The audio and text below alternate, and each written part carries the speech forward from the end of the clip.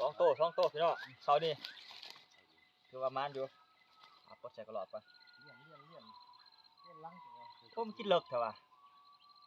ว่าลังนาเพิ่นว่าดังตบตามนี่ผมเห็นอยู่ดังเพิ่นสิตื่นอยู่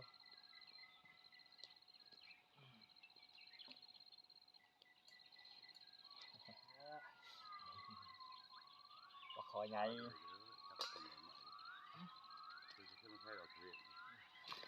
โอ้แต่ของใหญ่โซ่เนี่ยแต่ว่าเนาะพี่น้องเนาะ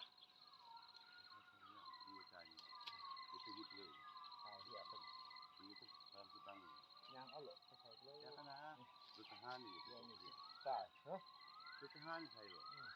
โอ้ใส่หมูกินเนาะบ่นะไปชื่อบ่ชื่อทอไม่ทูนี่พี่โตเพราะว่าบ่กลางลายกลางปลอมมือ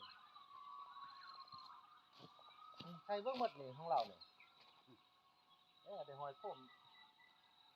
ขึ้นจมูกจะกินหมูตัวจะตาเมื่อบุตรตัวเดียวเนาะจะสอบเนี่ยตัวเอาทำได้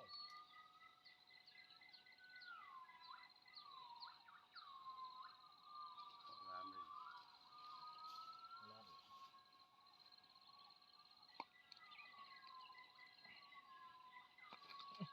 ใช่เด้อเดี๋ยวข้างล่างจะเป็นทั้งตัวทั้งใส่ร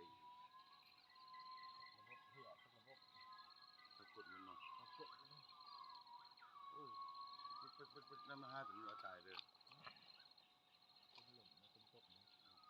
ตัวที่2พี่น้องเอ้ย